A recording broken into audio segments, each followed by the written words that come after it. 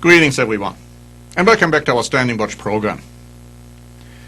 On my recent visit to Germany, I also visited Trier, the famous German city of Trier, which is looked upon as the oldest city of Germany.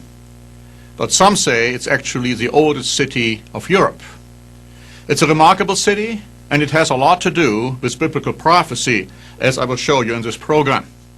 First, when you go to Wikipedia, you find the following interesting statement about Trier. It says, according to the Gesta Treverorum, something I'm going to talk about in a moment, the city was founded by Trebeta, an Assyrian prince, centuries before ancient Rome. He was the son of Ninus, king of Assyria, by a wife prior to his marriage to Queen Semiramis, his stepmother. Semiramis despised him, and when she took over the kingdom after the death of his father, Ninus, Trebeta, left Assyria and went to Europe. After wandering for a time, he led a group of colonizers to settle at Trier around 2000 BC in what is now Germany. Trebeta is also reputed to have been at Strasbourg, France. Upon his death, his body was cremated on Petersberg by the people of Trier. Now, several years ago, I wrote a booklet in the German language about Germany in prophecy. And we are in the process right now to translate that into the English language. And I have in front of me a draft already of that English translation, and I'd like to read to you a little bit from that booklet as it refers to the city of Trier. First, we are talking about Troy. Now, the city of Troy fell in 1183 BC into Greek hands. This occurred during the time of the biblical judges, about 200 years after King Solomon. Well-known poet Plato tells us that Troy was an Assyrian sanctuary. The Assyrian king Tartarinus sent the Trojans during the war weapons and soldiers, and when Troy was finally captured after a 10-year siege, an Assyrian soldier named Bravo fled Troy and migrated to Europe, where he settled in the area around Trier. An old chronicle of these events tells us Bravo was filled with joy there, talking about the area of Trier, to meet the descendants of the Assyrians who had followed Trebeta. And that brings us now to the city of Trier and to this interesting and famous legend that Trebeta, an Assyrian king, founded Trier long before the Romans ever went there. In the market square in Trier, you will find a building called Das Rote Haus, or if you translate that in English, the Red House. And we are quoting here from our booklet, the English translation. And as I go through this program, you will find that we are showing you from time to time pictures of events surrounding Trier and locations surrounding Trier and in Trier, which we took when we went to Germany. It says in our booklet that a Latin inscription on the house proclaims that Trier existed 1,300 years before the founding of Rome. Now, Rome was founded in 753 BC. If the inscription is true, then Trier was already in existence at the time of Abraham and Noah. German school books and newspaper articles about Trier tell us a legend whereupon Trier had been built 4,000 years before by the Assyrian king Trebeta. Supposedly, the name Trier is derived from Trebeta. Joseph Biel wrote in German Lands, or in Deutschen Landen, on page 69, that the people of Trier claim that their city is the oldest in all of Europe. Trier was founded by Trebeta, a son of the famous Assyrian king Ninus. That Ninus was in fact an Assyrian king is, for example, confirmed by Diodorus of Sicily.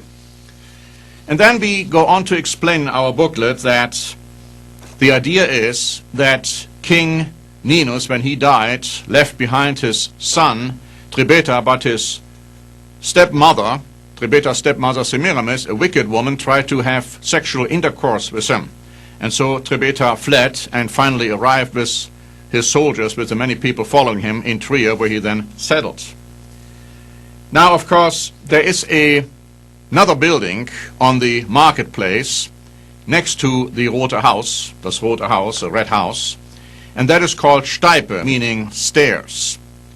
And at one time, we were told that in the second floor of this building, there would be a huge painting picturing Trebeta, picturing Ninus, showing that Trebeta actually had founded the city of Trier.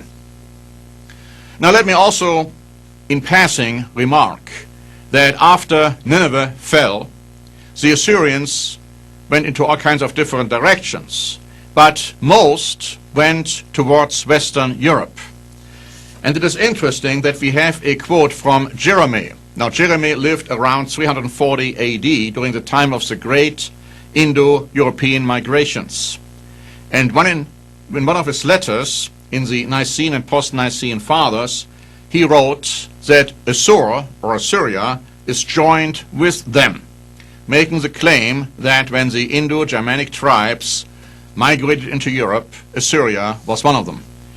And it's interesting that if Trebeta in fact did found Trier, the Assyrian king, and the Assyrians settled already at that time, that then later Assyrians would join with them. But there are many more proofs actually that today's Germans are in fact the descendants of the ancient Assyrians. But now when we went to Trier, I was of course very interested finding all these places, and so we went to, first of all, the tourist office, and I picked up several booklets on Trier. Here is another one. And all these booklets, they have all kinds of pictures in there, of course, and this tourist office is close to the very famous Porta Nigra, the Black Gate as it's called. And of course the idea is that the Romans erected that, but the citizens of Trier have a different version. They say that existed long before the Romans ever came to Trier. Anyhow, this tourist office is next to this Porta Nigra. And all these booklets point out on the very first page that the legend has it that Trier was founded by this Assyrian king Trebeta. Now I picked up some more books, and here's one which actually a children's book on the history of Trier, but it's recommended by the mayor of Trier. And here is another one, a very old book. It was published in 1850 or so. But all these books talk about the very interesting fact that Trebeta founded Trier. Now, I mentioned the Red House, das Rote Haus, and I mentioned the Latin inscription. In fact, this is what that Latin inscription says, and I'm taking this from this book for children. Ante Romam treveris stetit annis mille trisentes, perstet et aeterna pace fruatur. Amen. And when we translate that loosely from the Latin into English, it says something along the lines that before there was Rome, there was Trier. It existed 1,300 years before Rome. It says, let it exist and let it continue in eternal peace. And then this book also talks about this legend that, again, Trebeta had to flee from Semiramis and that he then moved towards Western Europe and settled in Trier. This book here, which is a very old book, as I mentioned, talks a little bit about the idea how this legend came into existence, how it was actually recorded. And I mentioned earlier the very famous Gestis Trevirorum. Now this is a collection of writings, and it goes back to the monk Matthias. And he lived in about 900 AD, and he is the one who actually put all these legends together, reduced them to writing. So the legends existed long before he reduced them to writing. And these legends begin with a story that Trebeta founded Trier. Now, then we were looking for this very famous painting, and we went to the Steipe in the second floor, but we didn't find any painting there because now in that building there is a museum for children. But they told us that actually there is another museum, and in that museum, which is very close to the Porta Nigra, we could find that painting. So we actually went back to that museum, which was close to the tourist office, and lo and behold, there we found the painting. And this book actually already, which was published in 1850 or so, already describes this painting, describes the fact that Trebeta is pictured there, King Ninus is pictured there, and Trebeta is declared as being the one who has founded Trier. And then it also has all kinds of writings in ancient German language on that painting to the effect that it was Queen Semiramis who wanted to marry this Trebeta. Trebeta had to flee, and then he settled in Trier. And as we are discussing this, you are seeing those excerpts from this painting, which we actually took in that museum, and it very clearly portrays and performs and portrays actually Trebeta, that he is the one who has founded Trier. Now again, as I said, all by itself that's interesting information, but in light of the bigger picture, we are finding here another proof that it is actually an Assyrian king who has founded the oldest city of Germany and, according to legend, the oldest still existing city of Europe.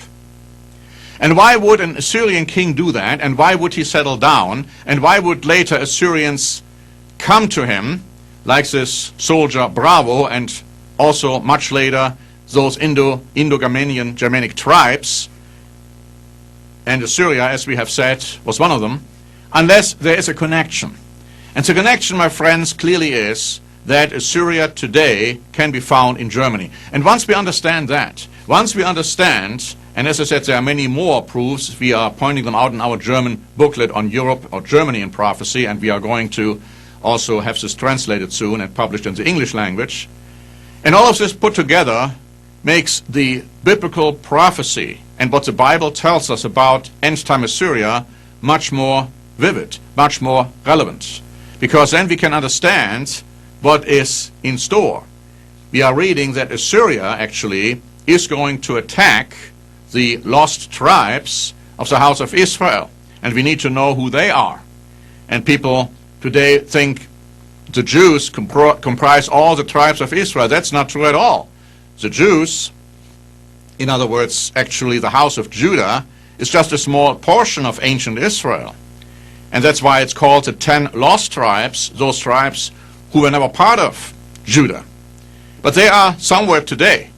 And we have also proof for the fact that they can be found today mainly in Great Britain and the British Commonwealth nations, including Canada, Australia, and so on, and New Zealand, and also, of course, the United States of America.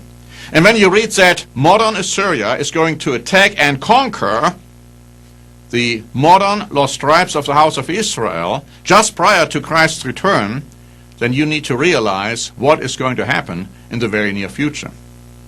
So thank you very much for watching, and I like to leave you with a few more pictures from this very interesting city of Trier, which in fact has so many more secrets than most people realize. So thanks again. This is Norbert Link for the Standing Watch program.